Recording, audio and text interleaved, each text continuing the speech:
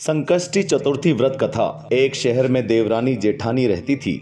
जेठानी अमीर थी और देवरानी गरीब थी। देवरानी गणेश जी की भक्त थी। देवरानी का पति जंगल से लकड़ी काटकर बेचता था और अक्सर बीमार रहता था। देवरानी जेठानी के घर का सारा काम करती और बदले में जेठानी बचा हुआ खाना, पुराने कपड़े आदि उसको दे देती थी। इसी से देवरानी का परिवार चल रहा था। माघ महीने में देवरानी ने तिलचौथ का व्रत किया। 5 आने का तिल और गुड़ लाकर तिलकुट्टा बनाया। पूजा करके तिलचौथ की कथा सुनी और तिलकुट्टा छींके में रख दिया और सोचा कि चांद उगने पर पहले तिलकुट्टा और उसके बाद ही कुछ खाएगी। कथा सुनकर वो जेठानी के यहाँ चली गई। खाना बनाकर जेठानी के बच्चों से खाना खाने को कहा तो बच्चे बोले, माँ ने व्रत किया है और माँ भूखी हैं। जब माँ खाना खाएगी हम भी तभी खाएंगे। जेठ जी को खाना खाने को कहा तो जेठ जी बोले, मैं अकेला नहीं खाऊंगा, जब चांद निकलेगा तब सब खाएंगे, तभी मैं भी खाऊंगा। जेठानी ने उससे कहा कि आज तो किसी ने भी अभी तक खाना नहीं खाया, तुम्हें कैसे दे दूं? तुम सुबह सवेरे ही बचा हुआ खाना ले जाना। देवरानी के घर पर पति और बच्चे आस लगाए बैठे थे कि आज तो त्योहार है, इसलिए कुछ पकवान आदि खाने को मिलेगा। परंतु जब बच्चों को पता चला कि आज तो रोटी भी नहीं मिलेगी तो बच्चे रोने लगे। उसके पति को भी बहुत गुस्सा आया।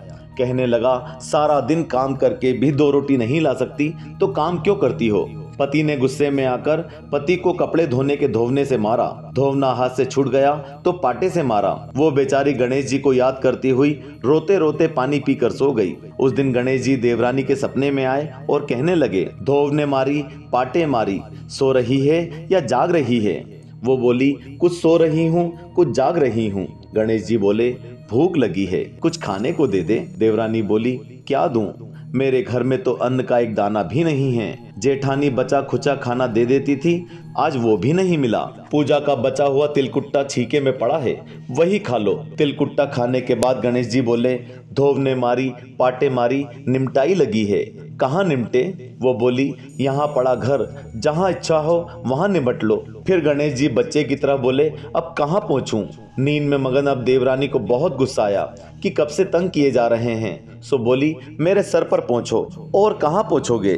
सुबह जब देवरानी उठी तो ये देखकर हैरान रह गई कि पूरा घर हीरे मोती से जगमगा रहा है। सिर पर जहाँ विनायक जी पोंछनी कर गए थे वहाँ हीरे के टीके और बिंदी जगमगा रहे थे। उस दिन देवरानी जेठानी के यहाँ काम करने नहीं गई। बड़ी देर तक राह देखने के बाद जेठानी ने बच्चों को देवरानी को बुलाने भेजा। जेठानी ने सोचा, कल खाना नहीं दिया इसीलिए शायद देवरानी बुरा मान गई। बच्चे बुलाने गए और बोले, चाची चलो, माँ ने बुलाया है, सारा काम पड़ा है। देवरानी ने जवाब दिया, अब इसकी जरूरत नहीं है, घर में सब भरपूर है गणेश जी के आशीष से। बच्चों ने घर जाकर माँ को बताया कि चाची का तो पूरा घर हीरे मोतियों से जगमगा रहा है। जेठानी दौड़ती हुई देवरानी के पास आई और पूछा कि ये सब हुआ कैसे। देवरानी ने उसके साथ जो हुआ वो सब कह डाला। घर लौटकर जेठानी ने अपने पति से कहा कि आप मुझे धोवने और पाटे से मारो। उसका पति बोला, भली मानस, मैंने कभी तुम पर हाथ भी नहीं उठाया, मैं तुम्हें धोवने और पाटे से कैसे मार सकता हूँ? वो नहीं मानी और जिद करने लगी। मजबूरन पति को उसे मारना पड़ा। उसने ढेर सारा घी डालकर चूरमा बनाया और छीके में रखकर सो गई। रात को चौथ विनायक जी सपने में आए। कहने लगे, भूख लगी है, क्या खाऊं? जेठानी ने कहा, गणेश जी महाराज, मेरी देवरानी के यहाँ तो आपने सूखा तिलकुट्टा खाया था, मैंने तो झरते घी का चूरमा बनाकर आपके लिए छींके में रखा है, फल और मेवे भी रखे हैं, जो चाहे खा लीजिए। बाल स्वरूप गणेश जी बोले, अब निपटे कहाँ? जेठानी बोली, उसके यहाँ तो टूटी फूटी झोपड़ी थी, मेरे यहाँ तो कंचन के महल हैं, जहाँ चाहे निपटो। फिर गणेश जी ने पूछा, अब पहुँचूं कहाँ? जेठानी बोली, मेरे ललाट पर बड़ी सी बिंदी लगाकर पहुँच दो। धन की भूखी जेठानी सुबह बहुत जल्दी उठ गई। सोचा घर हीरे जवाहरात से भर चुका होगा, पर देखा तो पूरे घर में गंदगी फैली हुई थी, तेज बदबू आ रही थी। उसके सिर पर भी बहुत सी गंदगी लगी हुई थी। उसने कहा, हे गणेश जी महाराज, ये आपने क्या किया? मुझसे रूठे और देवरानी पर टूटे। जेठानी ने घर की सफाई करने की बहुत ही कोशिश की, परंतु गंदगी और ज्यादा फैलती गई। जेठानी के पति को मालूम चला तो वो भी बहुत गुस्सा हुआ और बोला, तेरे पास इतना सब कुछ था फिर भी तेरा मन नहीं भरा। परेशान होकर चौथ के गणेश जी से मदद की विनती करने लगी। गणेश जी ने कहा, देवरानी से जलन के कारण तूने जो किया था ये उसी का फल है। अब तू अपने धन में से आधा उसे दे देगी तभी ये साफ होगा। उसने आधा धन बांट दिया, किंतु मोहरों की एक हांडी चूल्हे के नीचे गाड़ रखी थी।